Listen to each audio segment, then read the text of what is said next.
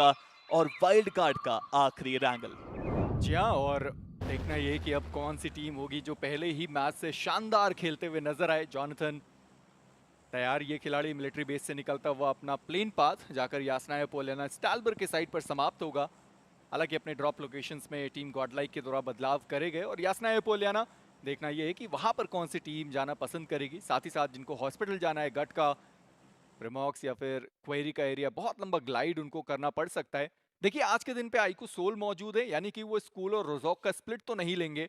अब बदलाव करके आए हैं, देखना ये कि वो यासनाया का बदलाव है या फिर कोई और जगह। देखिए यासनिया पे भी चैलेंज काफी ज्यादा है क्योंकि वहां भी टीम्स जाती हैं। अब देखने की बात है कि क्या करती हैं यहाँ पे ये सारी टीम्स। भाई काफी अलग सिनेरियो यहाँ पे नोवर अपनोय पे भी बनता दिख रहा है। जक्स की टीम भी वहां पे जा रही है, उनके साथ एक और स्क्वाड है जो अभी के लिए ग्लाइड कर रही है नोवर अपनोय तक। मुश्किलें बढ़ सकती हैं हर टीम की। V9 मैं लैपिड को देखना चाहूंगा। मैं कमाल का वो खिलाड़ी है, काफी ज्यादा क्षमता है उस प्लेयर के अंदर, बट आज वो सारी क्षमता दिखानी पड़ेगी गेम प्ले के दौरान। और साथ ही साथ HG जो पहले बहुत बढ़िया खेल कर गए और 3 मैचेस में उन्होंने मात्र केवल 1 अंक निकाला है। और देखना ये है कि अब यहाँ से वो किस तरीके की शुरुआत चाहते हैं। हालांकि जक्स, उन्होंने 3 मैचेस में 14 अंक निकाले और मुझे लगता है कि ड्रॉप क्लैश के शिकार बनने वाले हैं। उनके जस्ट नीचे एक और टीम आपको दिखाई देगी, सेवन शोर। उनके आसपास कोई भी टीम नहीं, और जैसे आपने बात भी करी है कि इस वक्त सबसे ज्यादा ऊपर सेवन शोर की टीम ही दिखाई देगी और इनको मात्र केवल 14 से 15 अंक निकालने हैं। वो 45 का आंकड़ा आसानी से छू पाएंगे। V9 गाड़ियों का अच्छा इस्तेमाल, फेरी पेयर अगर वो जाना चाहें तो आसानी से जाया जा सकता है। न्यू वर्जन, उनको भी शानदार खेलने की जरूरत है क्योंकि हमने उम्मीदें बहुत ज्यादा लगाई थी इस टीम से। हालांकि पिछले 3 मैचेस उतने कुछ खास उनके लिए गए नहीं, पर जक्स के साथ जिनकी भिड़ंत हुई है अभी तक उन्होंने शुरुआत ही नहीं की। देखिए THW है वहां पे और उनको भी ज्यादा अंक नहीं चाहिए, उनको भी बस 14 अंक चाहिए इस मैच में या फिर आज के 3 मैचेस में। बट फाइट्स हो सकती हैं, जोन एक और बार वहीं पे बनता हुआ। हमने आज का पहला रैंगल भी देखा था मेजी, कुछ सिमिलर जोन वहां भी देखने को मिला। मिल्टा बहुत इंपॉर्टेंट एक इलाका बन जाता है एनवी की टीम वहां पे। पर THW जिनको इतने ज्यादा अंक नहीं चाहिए, मुझे लगता है वो ज्यादा कॉन्फिडेंटली खेल पाएंगे इस मैच के अंदर। जक्स हैं उनके सामने और हम जानते हैं कि जक्स में भी गन पावर की तो कोई कमी नहीं है। जी हाँ, पर पिछले कुछ दिनों में लड़खड़ाहट जरूर दिखाई दी है क्योंकि मात्र 14 अंक वो निकाल पाए 3 मैचेस में। वहीं पे TSW क्यू लमाओ 1v4 सबको याद रहेगा मिरामार का, जिस तरीके से ये खिलाड़ी खेल कर गया। डेस्टिनी वो भी तैयार हैं, DBS मिल चुकी है और साथ ही साथ UMP का भी इस्तेमाल वो कर सकते हैं। हालांकि वेस्ट उनके पास नहीं है, उसके लिए थोड़ा सतर्क और सावधान रहने की जरूरत। मैं अमेजिंग को अभी भी देख रहा हूँ कि वो पीछे खिलाड़ी रुका हुआ है, उनके पास M4 है, उसके बावजूद वो आगे आने की कोशिश नहीं कर रहे। उन्होंने अपने 2 खिलाड़ियों को आगे छोड़ दिया। हो सकता है कि पीछे से कवर फायर दिया जा रहा हो, पर मिनी मैप आप देखिए कि जक्स का एक खिलाड़ी जो बहुत ज्यादा दूर निकल गया था और निंजे उन्होंने देख लिया। और बस मैं चर्चाएं उस खिलाड़ी की करने ही वाला था। एलिमिनेशन इस मुकाबले से। जक्स ऑलरेडी बैकफुट पे हैं। आप देखिए अगर THW की फॉर्मेशन पे नजर डालें, एक विंग फॉर्मेशन है, 2 प्लेयर्स अलग अलग डायरेक्शन में यहाँ पे और 2 प्लेयर्स बिल्कुल सेंटर में। अगर वो चाहें तो जक्स को बहुत आसानी से यहाँ पे अपने जाल में फंसा सकते हैं और ऑलरेडी फंसाया भी। एक प्लेयर डाउन वहां पे कर दिया था। अब 3 ही प्लेयर्स यहाँ पे बचे और देखिए जैसे ही वहां प्लेयर डाउन हुआ पीछे जा रहे हैं सारे खिलाड़ी, वो फाइट करना नहीं चाहते। वहीं दूसरी तरफ HR eSports कोशिश उनकी तरफ से UP50 को चाहिए ये मुकाबला कि वो बड़ा बना पाए, बट आते ही 2 खिलाड़ी उनके डाउन। बेहतर करा है UP50 ने भी इस टूर्नामेंट के दौरान, बट HR एक गाड़ी में आए और 2 खिलाड़ी खत्म करके गए। और देखिए HR को ये दूसरा मौका मिला और वो बिल्कुल भी अपने लिए बना नहीं पाए थे पिछले 3 मुकाबलों में, और उनको भी पता है कि यहाँ पे शानदार खेलना पड़ेगा। पर UP50 उनके लिए तो दिक्कतें वैसे खत्म हो नहीं रही थी कि आईकू सोल, उन्होंने उनका पीछा कर लिया। सरकार HP बहुत कम। KSR, मुझे लगता नहीं कि उनके पास कोई भी वेपन आपको दिखाई देगी। आईकू सोल वो जरूर चाहेंगे कि शुरुआत अच्छी करी जाए, पर वो खिलाड़ी अभी भी निकलने को तैयार है। पर आईकू सोल वो मानने से रहे और मुझे लगता भी नहीं है कि वो खिलाड़ियों को छोड़ेंगे क्योंकि उनके पास ऑलरेडी 50 अंक हैं। वो ये रिस्क ले सकते हैं और रिवॉर्ड के तौर पर बहुत सारे फिनिशेस निकाले जा सकते हैं। सरकार वो डाउन कर दिए गए। KSR बचते हैं अब आखिरी खिलाड़ी अपनी टीम से। देखिए UP50 के पास पहले के 3 मैचेस में 17 अंक थे, अब खतरे में वो पड़ चुके हैं। बहुत मुश्किल है। KSR को अपनी टीम के लिए कम से कम 7 से 8 का टारगेट बनाना पड़ेगा इस मैच में। बट KSR पहले तो आईकू सोल की इस चुनौती को पार पाना बहुत ज्यादा मुश्किल। पेड़ के पीछे वो खिलाड़ी फंस चुका है, क्या वेपन भी है उसके पास, ये भी एक सवाल। जी हाँ, एक शॉटगन जरूर है उनके पास, बट उनको भी खत्म किया जाएगा। UP50 off to a really bad start और ये शुरुआत आई थिंक वो एक्सपेक्ट भी नहीं कर रहे थे मेजी। वो आए गाड़ी में अपनी लोकेशन तक जाना चाहते थे, बट उससे पहले ही यहाँ पे चारों प्लेयर्स खत्म हो गए। यहाँ पर चलता फिरता तहलका आप कह सकते हैं कि आईकू सोल नामक इस वक्त इस पूरे इरांगल लॉबी में दौड़ रहा है। अब देखना यह है कि अगली जो बारी है वो किसकी हो सकती है, क्योंकि जिस तरीके से वो वहां पर बिना लूट किए उस खिलाड़ी के पीछे भागे और दोनों खिलाड़ियों को उन्होंने समाप्त किया, दर्शाता है कि आज के दिन पे माइंडसेट बिल्कुल सेट है कि हाँ, हम वो जो रश गेम प्ले है वही खेलेंगे, क्योंकि ऑलरेडी उन्होंने 50 अंक निकाल दिए, 2 और ऐड कर दीजिए, 52 अंक उनके पास हो चुके हैं। और फिलहाल के लिए जक्स वर्सेस टीएचडब्ल्यू, इनकी जो फाइट है अभी तक वो समाप्त हुई नहीं। सैम बहुत ज्यादा दूर निकल गए अपनी टीम से। एक ऑफ गार्ड एंगल बनाने की कोशिश अभी तक तो उन्होंने कामयाबी हासिल करी, पर अमेजिंग वो भी पीछे निकल कर आए। वरदान वो हो सकता है कि अकेले वहां पर फंस जाएं। रीबू, उनके पास भी एक बढ़िया एंगल है जहां से उन्होंने थोड़ी देर पहले निंजे को स्पॉट किया था। पर टीएचडब्ल्यू, अंकों की जरूरत तो इन्हें भी है, और अगर ध्यान में रखा जाए तो चारों खिलाड़ियों के साथ यहाँ एक अच्छी शुरुआत की जा सकती है। देखिए, अगर आप 4 फ्रैग निकालते हैं, 31 आपके पास पहले थे, हो जाएंगे आपके पास 35, उसके बाद बचा ही क्या? केवल 10 अंक आपको चाहिए होंगे बचे हुए मैचेस में। बट उससे पहले जक्स के 3 प्लेयर्स को खत्म करना पड़ेगा, और अब ना जक्स ने भी बहुत अच्छी फॉर्मेशन बनाई है। एक ट्रायंगुलर फॉर्मेशन है इन प्लेयर्स की। अमेजिंग के पास हाई रेंज एडवांटेज, वहां पे कवर काफी बेहतरीन। निंजे थोड़ा डैमेज जरूर खाया, बट अपने आप को वो हील कर चुके हैं। अब देखने वाली बात है कि टीएसडब्ल्यू कितनी देर तक यहाँ पे रुकेंगे। आई नो कि जोन का एडवांटेज है आपके पास, बट मेजी, अगर जोन यहाँ नहीं आता, लड़ना तो पड़ेगा इन प्लेयर्स को। मैं तो ये सोच रहा हूँ कि थोड़ी देर पहले वरदान वहां पर चहलकदमी कर तो रहे थे, क्या टीएचडब्ल्यू को सुनाई नहीं दिया? ओ ओ, अगर सुनाई देता तो वो सारे खिलाड़ी एक साथ आगे जाते हुए नजर आते। सेवन शोर, निगाहें तो खैर उनकी भी बरकरार है, नीचे फाइट हो रही है और वो भी चाहते हैं कि कुछ फिनिशेस निकाले जाए अपनी टीम के लिए, क्योंकि फिनिशेस जरूरी हैं सेवन शोर के लिए। अभी तक उन्होंने बहुत बढ़िया खेला, और जैसे आपने बताया भी कि 3 मैचेस में मात्र केवल 15 से 20 अंक उनको चाहिए होंगे, वो भी बहुत ज्यादा हैं। 12 से 13 अंक भी उनके लिए काम बना सकते हैं, पर उसके लिए सर्वाइवल भी जरूरी पड़ने वाला है। पर इन सब के बीच में centre of the circle Hg की जो टीम थी वो ले चुकी है। राइजिंग फैल्कन्स वो अभी भी मिल्टा पर है, मिल्टा पावर पर न्यू वर्जन की आपको टीम दिखाई देगी। जक्स वो सोच रहे होंगे एक परेशानी कम थी क्या जो दूसरी भी आ गई। सबसे मुश्किल तो जक्स के लिए है, बिकॉज टीएसडब्ल्यू को भी कितने पॉइंट नहीं चाहिए, सेवन शोर को भी इतने पॉइंट नहीं चाहिए, बट पॉइंट जक्स को चाहिए। उनको भर भर के पॉइंट चाहिए, और एक प्लेयर वो पहले ही गवा चुके हैं। 3 प्लेयर्स के साथ 2 टीम्स का खात्मा उनको करना पड़ेगा। बट अमेजिंग पोजीशन उनकी रिवील बहुत जल्दी हो सकती है। ऑलरेडी यहाँ पे उनको स्पॉट किया गया, शॉट देने की कोशिश, लाजवाब स्प्रे टाइगर का। टाइगर ने शिकार किया अमेजिंग का, और जक्स के बाकी प्लेयर्स वो इतनी दूरी पे है अमेजिंग कि वो बचाने भी नहीं आ पाएंगे। इन सब के बीच में वरदान की मैं बात कर रहा था कि अभी तक सामने टीएचडब्ल्यू के खिलाड़ियों को पता ही नहीं चला, और वो स्क्वाड हाउस में वो खिलाड़ी आया और वो निकल भी गया। उसके बावजूद वरदान की पोजीशनिंग अभी तक उनको नहीं पता चली।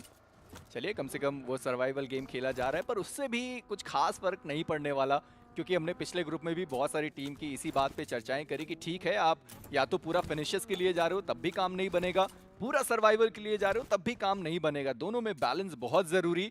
जक्स के पास वैसे भी मात्र 14 अंक थे 3 मैचेस में, और यहाँ उन्होंने अपना 2 खिलाड़ी गवा दिया, और अब 2 खिलाड़ियों के साथ वो मौजूद है। पर सेवन शोर ने ये बढ़िया चीज करी है कि उन्होंने अपना एक खिलाड़ी टॉक्सिक ऑलरेडी ब्रिज की तरफ भेज दिया है, वो क्रॉस कर चुके हैं, और बाकी 2 खिलाड़ी अभी भी आपको मिलिट्री बेस पर दिखाई देंगे। और उनके साथ साथ एक और खिलाड़ी हैं सेवन शोर के जो ब्रिज के साइड पर आपको जाते हुए नजर आएंगे। पर रीबू, वो करना क्या चाहते हैं? थोड़ी देर पहले कहीं और थे, अब पूरा घूम के मुझे लगता है कि टीएसडब्ल्यू के पीछे से आएंगे और वहां से हमला करने की कोशिश की जाएगी। देखिए, अगर टीएसडब्ल्यू गाड़ी लेके वहां से निकलती है तो प्रॉब्लम उनको बहुत ज्यादा होने वाली है वहां पे। वहीं पहले हमने देखा यूपी 50 खराब सिचुएशन में फंसे, गाड़ी लेने के लिए आए थे यहाँ पे खिलाड़ी, लूट थोड़ी बहुत ही उन्होंने करी थी, अपनी ड्रॉप लोकेशन तक भी वो पहुंच नहीं पाए थे। पहले एचआर ने शिकार किया 2 खिलाड़ियों का, फिर आइकू सोल के हत्थे चढ़ गए। बट सबसे बढ़िया बात पता है क्या हुई आइकू सोल के लिए? वो प्लेयर जो आखिरी घूम रहे थे केएसआर, वो उनको उनकी ड्रॉप लोकेशन तक छोड़ के गए हैं। अपने स्कूल के पास वाले पेड़ पे उन्होंने आखिरी खत्म किया, और उसके बाद आराम से स्कूल तक का रास्ता तय किया उन्होंने। जी हाँ, और साथ ही साथ अभी भी देख पाएंगे कि बहुत सारी टीम्स हैं जो सर्कल के बाहर हैं। पर जैसे मैं आपसे चर्चाएं कर भी रहा था, रिबू वो चाहते हैं कि एकदम बैक साइड पर आया जाए और वहां से कम एक फिनिश तो निकाला जाए, क्योंकि टीएचडब्ल्यू उनको अंकों की कम जरूरत है। हालांकि जरूरत तो उन्हें भी है, पर जक्स उन्हें ज्यादा अंकों की जरूरत है, कम से काम नहीं चलने वाला। पर टीएचडब्ल्यू को आप देखिए, क्या उन्हें भनक थी कि पीछे से कोई खिलाड़ी आ सकता है? उन्होंने स्मोक किया, या हो सकता है कि उन्होंने रीबू को स्पॉट कर लिया, और जी हाँ, वहां पर ग्रेनेड्स किए जा रहे हैं, यानी कि उन्हें पता है कि पीछे से कोई एक खिलाड़ी आया, और रीबू इतना रोटेट करने का कोई फायदा उनको मिला भी नहीं। कोशिश अच्छी थी रीबो की तरफ से, वो सरप्राइज करना चाहते थे अपने अपोनेंट को, बट बहुत आसानी से उनको स्पॉट किया गया। क्या बातें कर रहे हैं यहाँ पे, वो लूट ले रहे हैं उनसे। कमाल है। उसके बाद चलिए उनको भी खत्म किया गया यहाँ पे मेले वेपन से। It's a good start I would say. THW बहुत अच्छी शुरुआत, 2 फ्रैग उनको यहाँ पे मिल चुके हैं और अभी भी यहाँ पे वो छोड़ना नहीं चाहते नोरपनॉय। बट अगला सर्कल, मेजी कितना ज्यादा हिस्सा यहाँ पे पानी के अंदर है, कहाँ जाके खत्म होगा ये सर्कल अभी भी सवाल। मिल्टा पावर इंपॉर्टेंट एक जगह बन जाती है। उधर एचजी को देखिए, अच्छी रोटेशन करी, जोन के सेंटर में वो आ चुके हैं और वीएसटी भी ज्यादा पीछे नहीं है उनसे। सबसे ज्यादा खुश न्यू वर्जन की स्क्वाड ही रहने वाली है और साथ ही साथ राइजिंग फैल्कन्स वो भी बहुत ज्यादा खुश रहेंगे क्योंकि सर्कल का एडवांटेज उनके पास है। टीम गॉडलाइक काफिला उनका चल चुका है और सामने टीम एंटिटी की स्क्वाड उनको दिखाई देगी। देखना ये है कि आगे जो स्क्वाड हाउस होता है वहां पर वो जाकर ठहरेंगे या फिर अभी भी अच्छे पोजीशनिंग की तलाश करी जाएगी। शेल्टर का एरिया भी खाली है, यहाँ पर कोई मौजूद नहीं। जली सबसे आगे अपनी टीम से लीड करते हुए, वहीं पर एंटिटी वो भी ऊपर निकल गए पर अभी भी सामने बहुत सारी टीम्स हैं। वीएसटी को आप देखिए, ज़्यादा दूर वो भी देखने को नहीं मिलेंगे। शिराज वो सबसे ऊपर है और मुझे लगता है जली उन्होंने स्पॉट भी किया होगा कि हाँ ऊपर सर पर कोई तो एक खिलाड़ी है जो मौजूद है। थोड़ा सावधान रहने की ज़रूरत, क्योंकि अगर नॉक करे गए तो फिर रिवाइवल का दूसरा मौका वैसे भी प्लेयर्स देते नहीं हैं। बिल्कुल, बट यहाँ पे मुझे अच्छा लगा गॉड लाइक और वीएसटी ड्रॉप शेयर किया उन्होंने। यासनिया में लूट दोनों ही टीम्स ने कंप्लीट करी और वो जोन के अंदर साथ ही साथ आए हैं। बट जहाँ गॉड लाइक जा रही है, खतरा वहाँ पे टला नहीं है, ऑलरेडी एक टीम वहाँ पे है। देखने की बात है कि जेली अपनी टीम को कहाँ लेके जाते हैं, क्या जेली बना पाएंगे एरंगल को एक उनकी मस्त दुनिया। देखिए जेली की दुनिया तो मस्त होती ही है पर अब उसके लिए इन्हें अंकों की ज़रूरत है ताकि पूरा जो सप्ताह है वो भी मस्त बन पाए और साथ ही साथ सेमीफाइनल्स वीक 1 उनकी भी राह आसान हो पाए। पर एंटिटी वो भी आए सर्कल के अंदर, अच्छा खासा जो कवर था वो बना लिया गया, गाड़ी पार्क कर दी गई है, कहीं से कोई भी देख नहीं सकता। गॉडलाइक वो चले गए मिल्टा पावर के आसपास, शोर लाइन का एरिया उनके पास है और अब सारी चीजें डिपेंड करती है स्पिरो वो जो तीसरा हार्ड शिफ्ट है वो कहाँ जाएगा। अगर वो हार्ड शिफ्ट नीचे आया, यानी कि जहाँ पर न्यू वर्जन की टीम को थोड़ी देर पहले हमने देखा, या फिर राइजिंग फैल्कन जहाँ पे हमने उनको पहले देखा, फिर दिक्कतें बहुत सारी टीम्स को होने वाली है जो अभी भी सर्कल के बाहर हैं। जैसे हमने एचआर की बात करी, वो सर्कल के बाहर है। आईकू सोल से उनकी भिड़ंत बस होते होते रह गई, पर आईकू सोल वो लड़ाई ले भी सकती हैं क्योंकि उन्हें कुछ खास फर्क पड़ता नहीं। पर सुपर नोवाज वो भी सर्कल के बाहर हैं। सेवेनी को हमने देखा, वो भी सर्कल के बाहर थे। अगर हम मैप देख पाए स्पिरो तो बताना चाहूंगा कि गॉडलाइक एक बार फिर से एक बहुत बड़ा उन्होंने स्प्लिट लेकर रखा हुआ है। आप जेली को देखिए कहाँ है, जॉनथन, एडमिनो और सिम्प एक लाइन उन्होंने खींच दी है। दिक्कत की बात यह है कि अब बहुत सारी टीम होंगी जो सेम शोर लाइन लेना पसंद करेंगी। जी हाँ, यकीनन। आप देखिए एसएनएस वो भी यहाँ पे काफी करीब आ रहे हैं, उनके साथ में आईकू सोल की रोटेशन भी यहाँ पे चलती हुई मुश्किल जरूर हो सकती है। वही टीएचडब्ल्यू को देखिए, वो पीछे चले गए नोरपनॉय से। अब देखने की बात है कितनी जल्दी वो लूट कंप्लीट करके वापस वहां पे आएंगे। ब्रिज के ऊपर भी एक टीम है, आसान तो होगा नहीं ब्रिज क्रॉस करना, बट जैसा हम बात कर रहे हैं एचआर आईकू सोल, काफी करीबी से रोटेशन चल रहा है दोनों ही टीम्स का।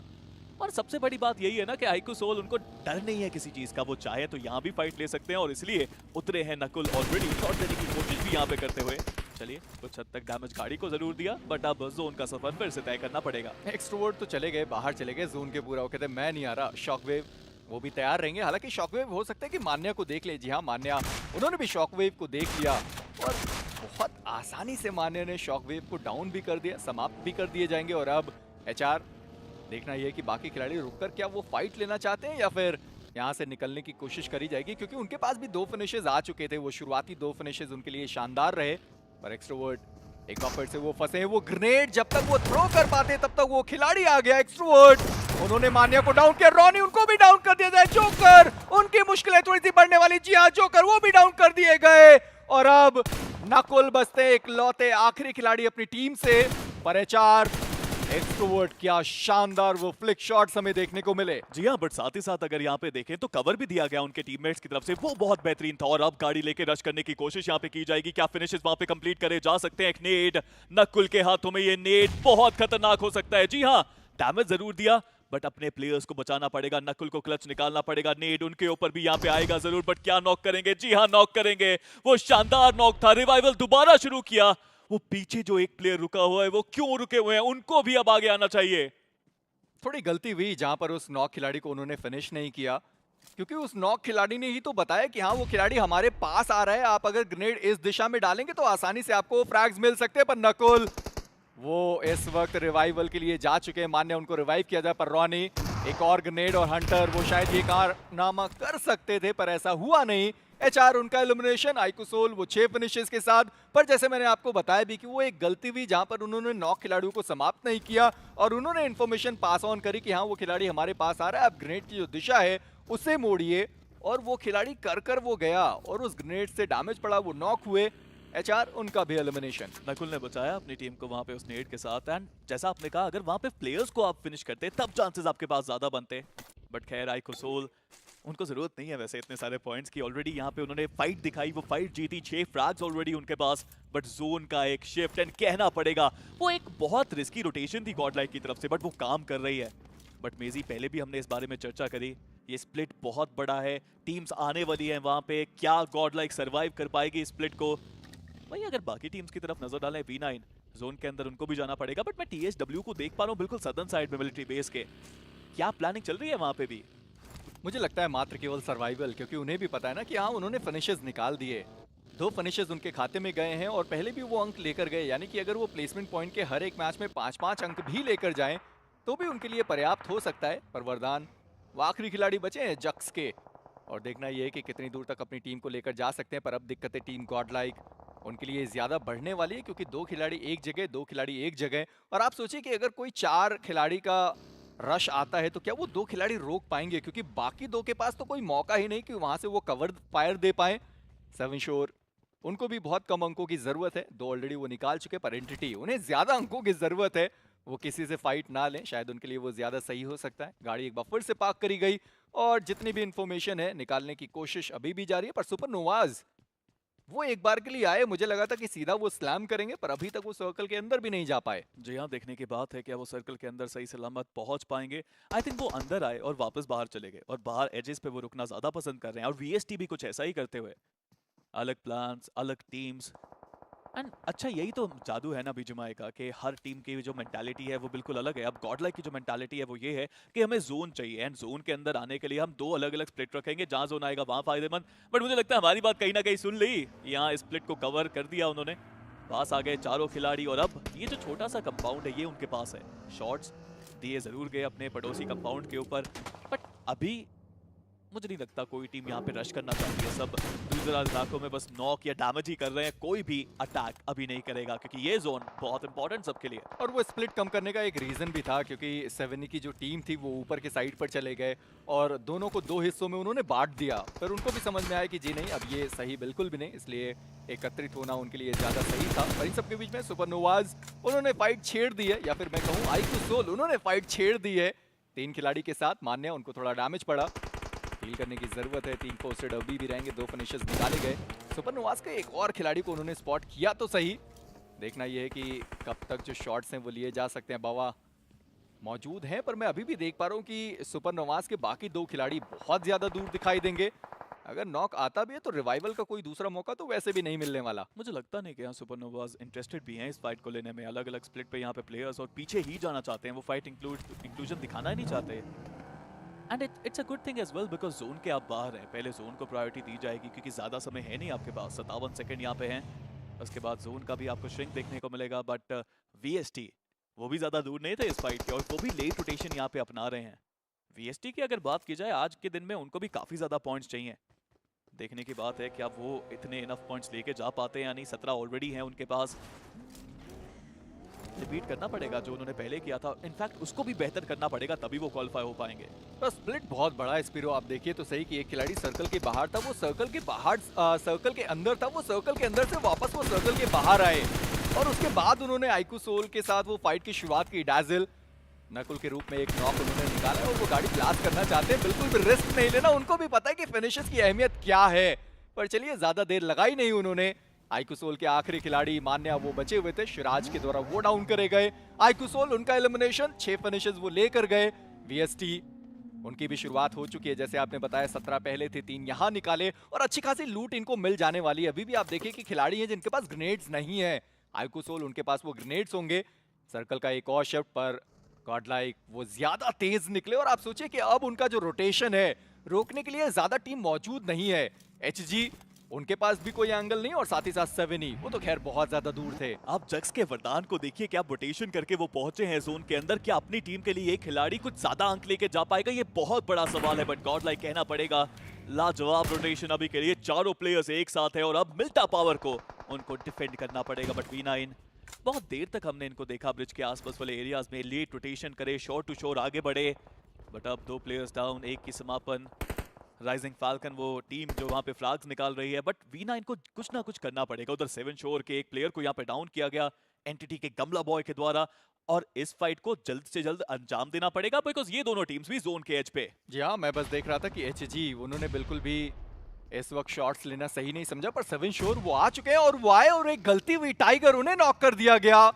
टाइगर को बचा पाना लगभग असंभव। डेविल वो पीछे मौजूद है, एक और खिलाड़ी 7 शोर का आगे आया तो सही, टॉक्सिक वो अकेले फंस चुके हैं। आप सोचिए कि 3 खिलाड़ी एक साथ उनके ऊपर रश करते हुए नजर आएंगे। चलिए, उसकी जरूरत नहीं पड़ेगी, पुकार वो आगे गए, टॉक्सिक को उन्होंने समाप्त कर दिया।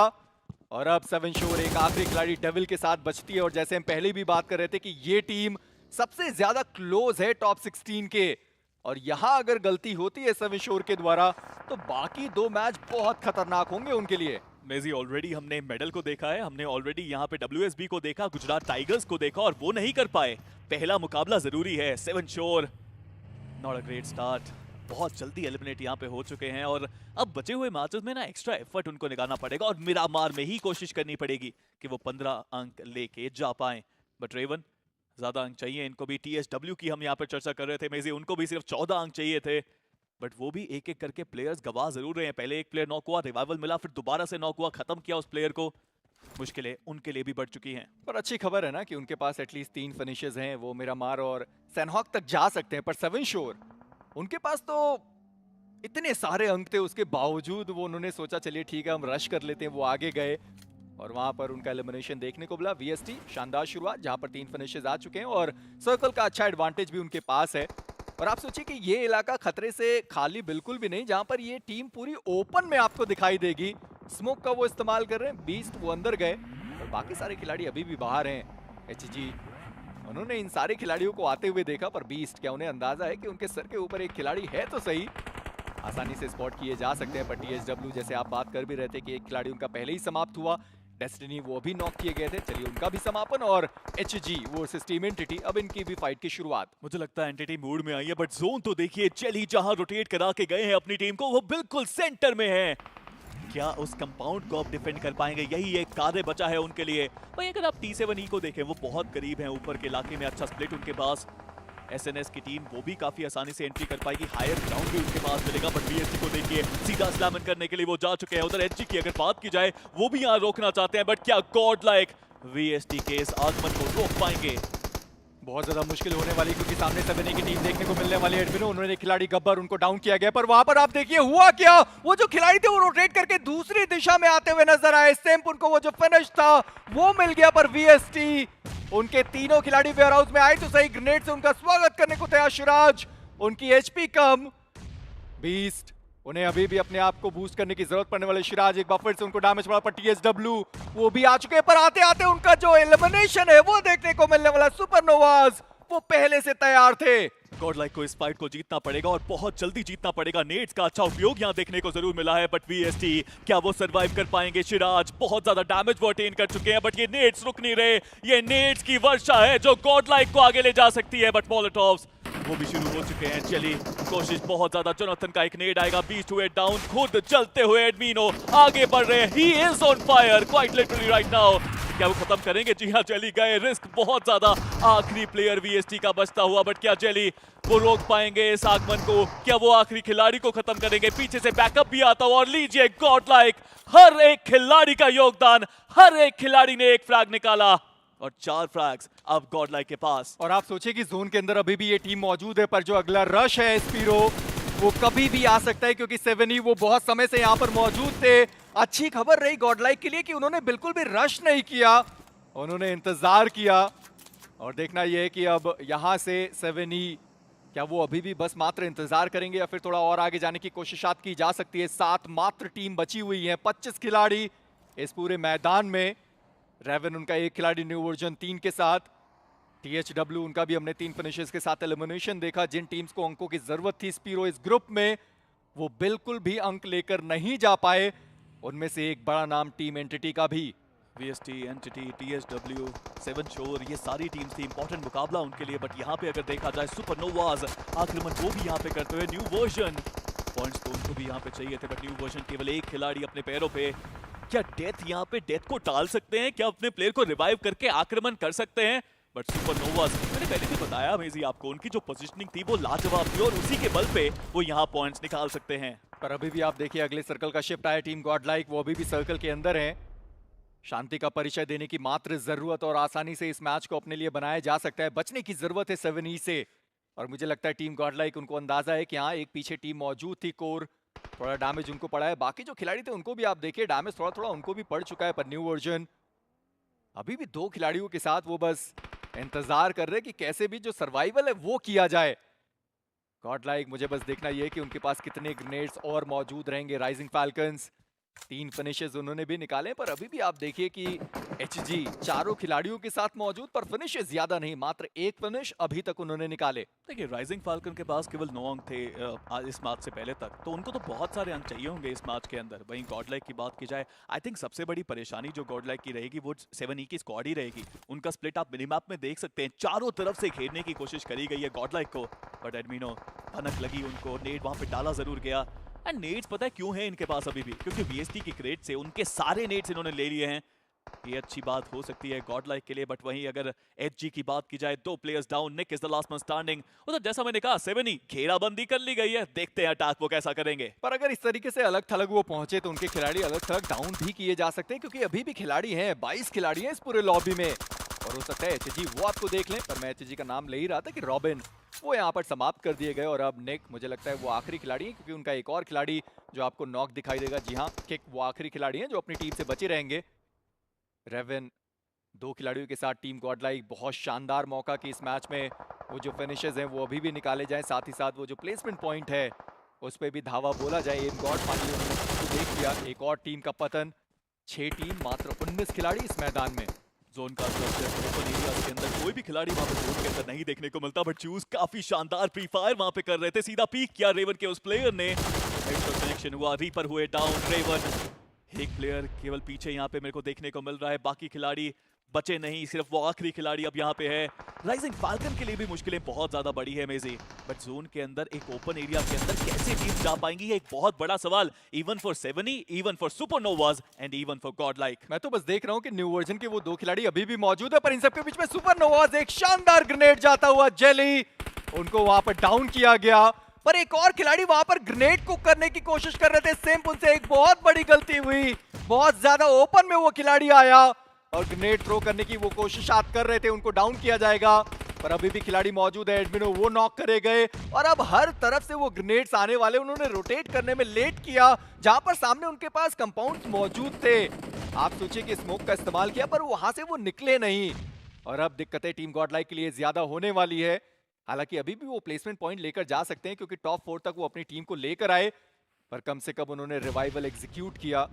60 मीटर का जो फासला है जोन से, वो अभी भी तय करना बाकी। समय ज्यादा है नहीं मेजी, 14 यहाँ पे सेकंड का समय उनके पास था, चलिए उसको करिए 10। क्या हील बैटल भी एक अपॉर्चुनिटी बन सकती है कि यहाँ पे फर्स्ट एड दी जा सकती है सबको?